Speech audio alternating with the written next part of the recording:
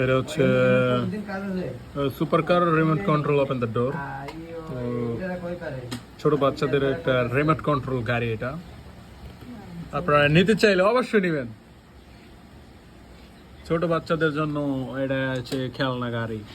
এটা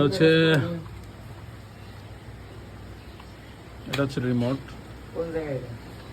এই যে দুটো রিমোট আছে, প্রেস করবেন, প্রেস করলেই আর এই যে ব্যাটারি লাগালেই অন হয়ে যাবে, সমস্যা নেই।